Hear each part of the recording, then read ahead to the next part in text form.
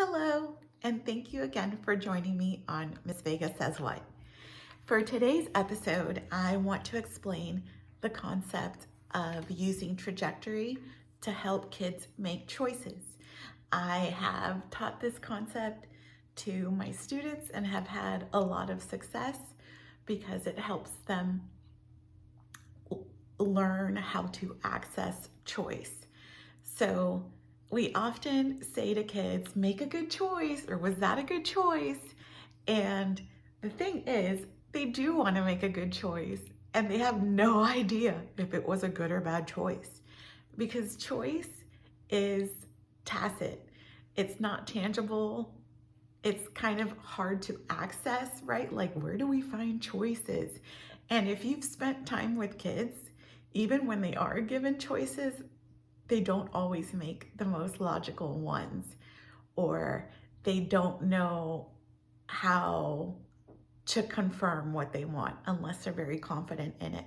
So kids who are not confident in choice making, we can't expect them to become better choice makers if we don't teach them how to access it. So with that, I want to teach you what I normally call the puberty bridge because I work with, tweens and stuff, but it's really a trajectory bridge.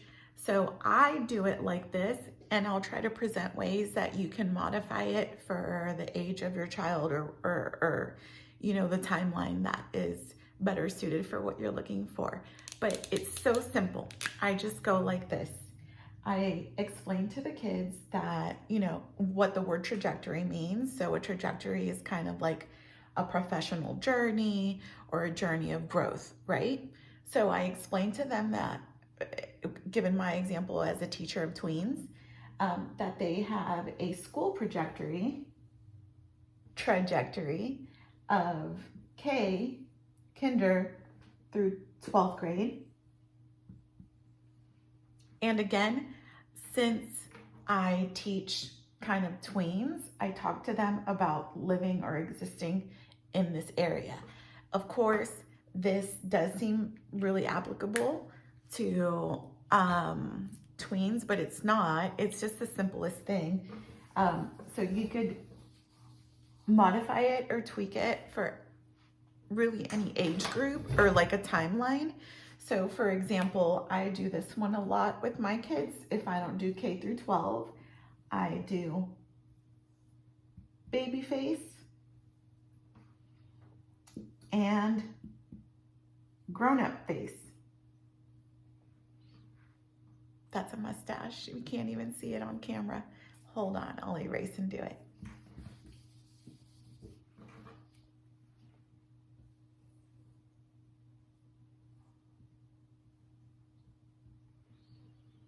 That's a mustache.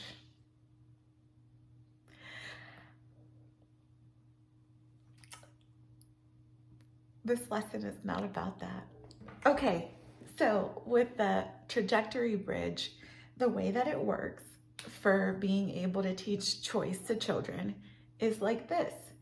Let's say that you're going to use it for somebody that's not a tween necessarily, but that's maybe transitioning into becoming a school-age child, right? So maybe you can say, this is you when you were at home, and this is what a school-age child would look like. You could, draw the different faces or whatever. And then you can't control their choice because everybody has free will, including minor children.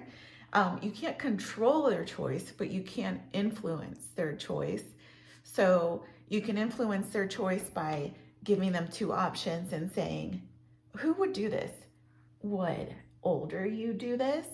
Or would baby you do this? And kids do not want to be called babies. So they're but they're prone to want to do the more mature thing, right? You can do that beforehand, before they make a choice. Like if you're taking them somewhere, or you're presenting something new, or that there's a certain circumstance where they have trouble with, like if they go to the store and they always want to buy something. Or you can do this as a practice of reflection. So let's say that you find that your child is too impulsive to do this with prior to an activity because you know that they're just gonna do whatever they want, which is fine, no judges. Then what you want to do is once they've done something that you as an adult determined was a bad choice, they have no way of recognizing that there were other choices and what they did. And there's also really like a blurred line, especially with children, about what is a good or bad choice. They don't, you know, qualify things like that. So anyway, if your child has made a poor choice or a choice that you wish they would consider more, then you can use this and say, okay, so would you as a baby maybe snatch or bite or whatever?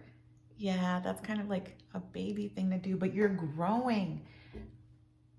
Big kids don't bite, you know, something like that along those lines where you reduce the judgment of whether it's a good or bad choice and instead reflect on how to access choice and how to compare choice.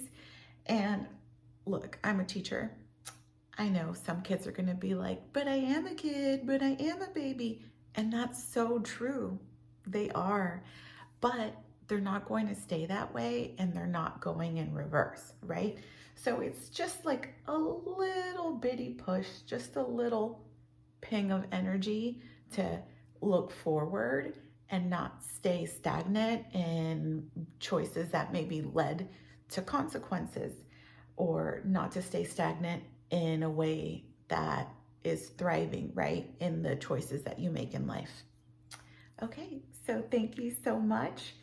So the word for this is trajectory, which is just like a professional journey. And yes, this is how I talk to kids about choices they're going to make, or if they've already been impulsive and made a choice, how can we reflect to make better choices the next time? Thank you so much for joining my video, and please hit like and subscribe.